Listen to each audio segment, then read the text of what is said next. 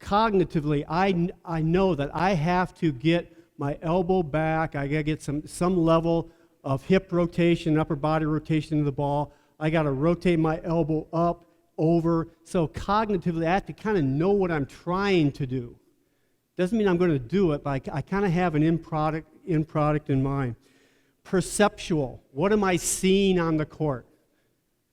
Okay? Am I seeing, I'm a defender, and I see the hitter do this. Well, what's going to happen next? Okay? Well, they're going to tip. So then I react appropriately. Then the motor pattern, actually moving on the court. So I think your players have to see and understand all these components of a skill. And I'm not sure that's the case a lot.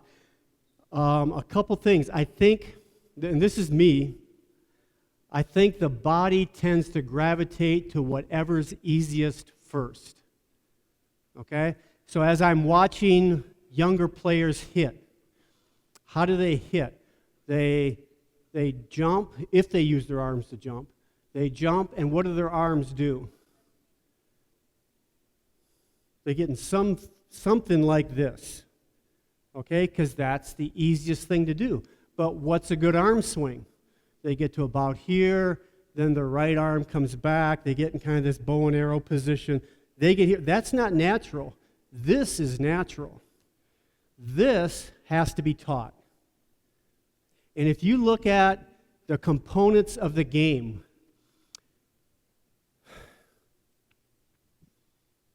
need one. Grab those balls. No, we're good. I'm going to toss you a ball. You're going to jump up and swing at it. Do what guys do the best. Let's hit. Okay? So there it is. Good. Now, what motor movements are involved in that? What's he doing first? Running. Now what? Once you're running, you have to, somebody said it, before you jump. You have to either slow down or stop.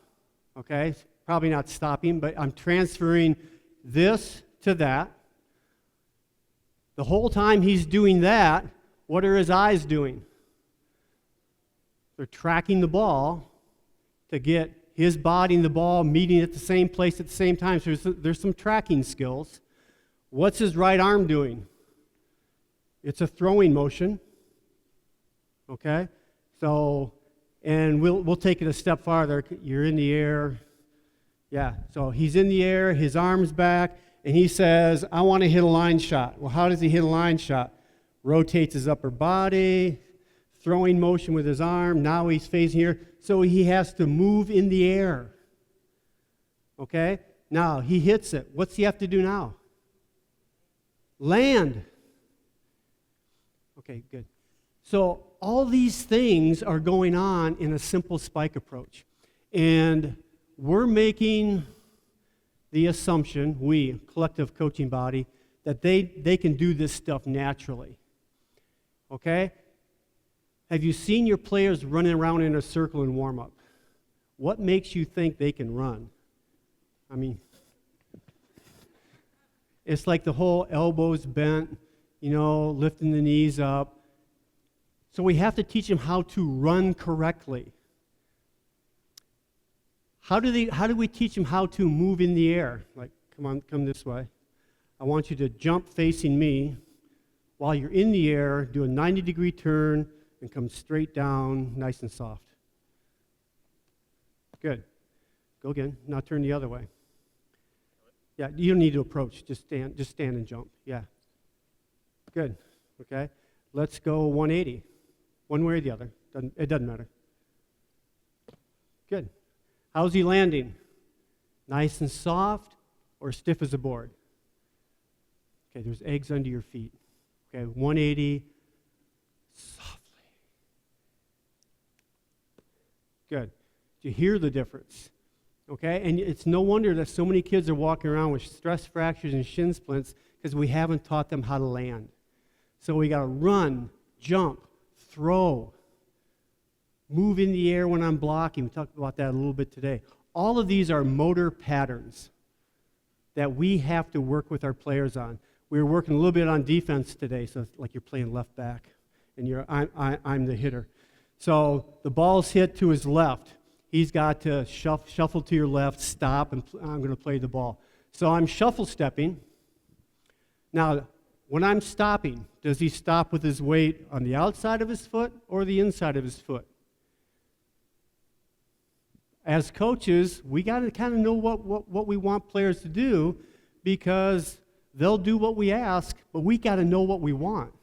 If he's approaching to jump to hit, okay, and I don't want you, when you leave the ground, I just want you to stop on your toes and jump. Don't stop. It's not heel toe. It's not flat of your foot toe. It's just toe. Go. So as soon as somebody does this, where's all their momentum going? It's going to take them right into the net. So it's got to be some sort of heel toe, or at least the flat of my foot, then toe, but it's not off your toes. So we have to teach players how to jump correctly. You're good. Hang out here for a second. Okay, so all these things go into teaching skills. There's a kind of a school of thought that's floating around, and Coach Dunning and I were talking about today. It's, for lack of a better term, let the game teach the game. If we put the ball out there and we play, these kids will figure it out by themselves. And my basic attitude is, no, they won't. What makes you feel that way? Okay? We have to teach them these basic motor skills, how to run, jump, how to throw. Okay? And what means can we transmit that information? I'm doing a video thing here in a little while and talk about, okay, well, can we use video to show people this is how you do this? Because we've already discovered that just by verbalizing it, it's open to all sorts of interpretations. So we have to show.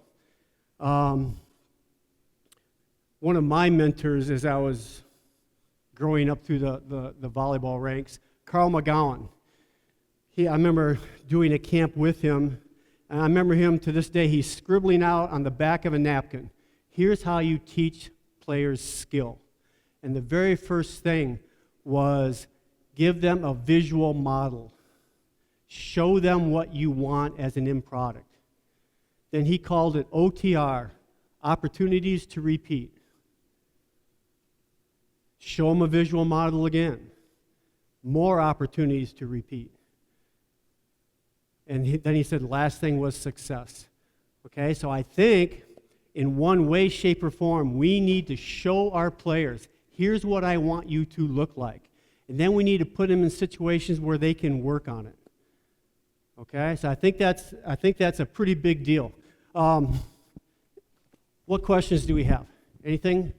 Well, and we'll move forward here. Again, a school of thought. Yes. Actually, I'm going to need 2 more. Block versus random learning. Block learning was you're putting people into drill situations where they're just working on one thing. Random is things are happening randomly. Kind of in a game teaches the game atmosphere. You really don't know what's going on. You have to look and perceive and watch and move appropriately. It's all good stuff. Blocked is, let's slow it down a little bit and let's just work on how we're going to pass the ball. Also good stuff. And there's all that big difference right in between those two. I'll give you an example. Okay, let's get one ball. Get yourselves into a triangle about 5 feet apart. Reminds me of how you guys are trying to describe a turkey. Okay, so just about antenna height, just set the ball randomly to each other. Good, easy stuff. You don't have to go in any particular order. So, easy drill, right? Now, okay, hold up a second. After you set the ball, I want you to switch with the person who you did not set it to. So, You're going to set it here, and you'll switch with her. Then he sets it here. You switch with here. Switch, go, go, go, go. We got it?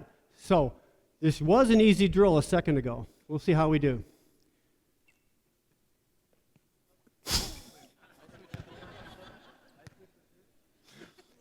You switch with who you do not set it to. Go.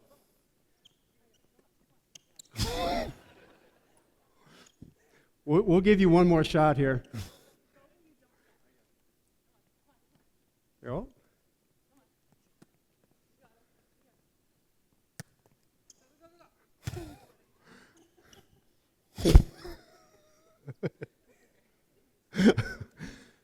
This is your team. Now, what just happened here, does that have any translation to the game? And I'll take it a step farther. Like you were nodding your head, yes. Well, what translation does it have to a game environment?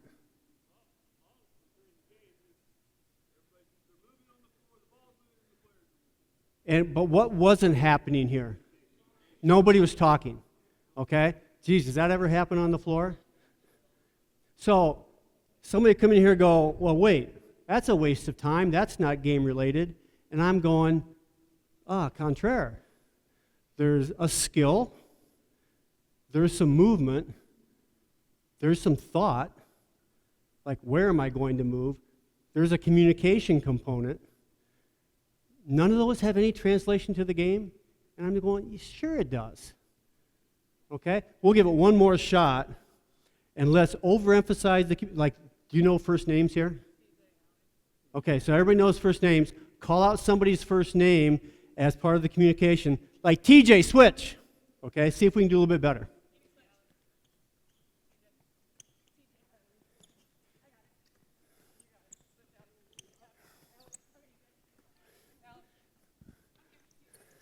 Okay, so just by the fact that they're calling out people's names, it got a little better. Marginally better. Okay? So I would encourage you, I'm kind of running out of time here, I would encourage you to, as you go through the game, what are the movements entailed? Okay? I had a wonderful Chinese assistant a bunch of years back, and he was teaching attacking. Now, I'll show you how he did it. If I could, can I grab your sweat top there for a second? Okay. So, doesn't matter who it is. Maybe the shortest, because I'm not going to be standing very high here. I want you to, counting right-handed, yes? Mm-hmm. Okay, turn this way, so you're, okay. All I want you to remember when we're attacking and putting our hand in the ball, we're nice and relaxed, and here, so we want this going on. So all I'm going to ask you to do, remember, we're going to show, we're not going to talk, okay, that's me, is relax your wrist and do this as fast as you can, nice and relaxed, and you're going to hit this every time. Faster, faster, faster, faster, faster, faster, faster, faster. Yeah, good, good. Keep going, keep going, keep going. Good, okay? And we go for 30 seconds. And kids, their forearms start knotting up, because this is something. Okay, now I want you to do the same thing, except it's going to be just a full arm swing. So go ahead, just relax. You can open your hips up, maybe turn a little bit with your feet. Yeah. So you're going to do the same thing, except it's going to be, okay? And every time you do it, you're turning your hips into it. Nice, relaxed snap up top. Good. Good. Ooh, hold it. Whoa, whoa, whoa, whoa. Go, you're good. Good. Good. What's your left arm doing? Anything much? Because when we're hitting, hold on for that just a second. When we're hitting, right, we want to get in this position. But then as this comes through, this doesn't just dangle there.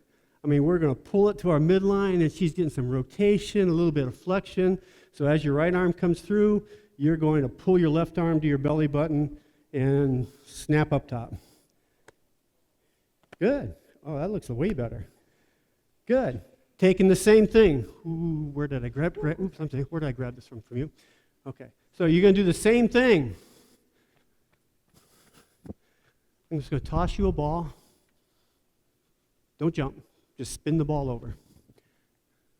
Oh, I'm sorry. That's when you yell at the setter. Okay, go, just spin it. Good, that's all right. It's all right. I'll get closer to you.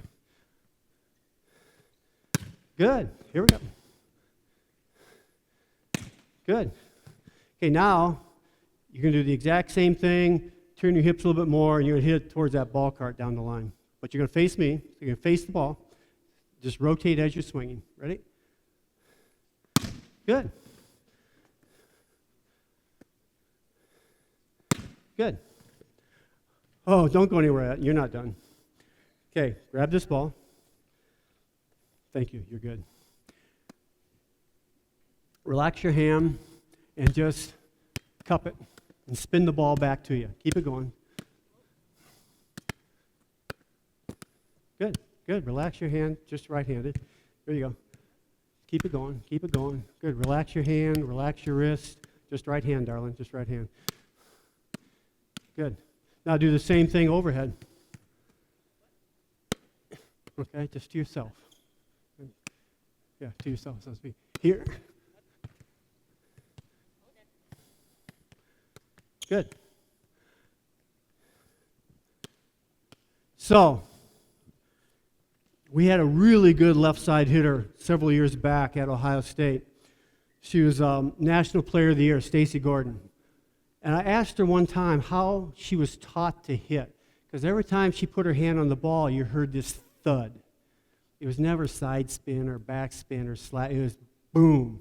I asked her, how did that happen? She would sit in front of the TV and just do this and do that and do that and do that. So she is used to putting her hand on the ball. So now when it comes to hit, that's the contact I make on the ball. So you can break all of these skills down a little bit and do things that this could be.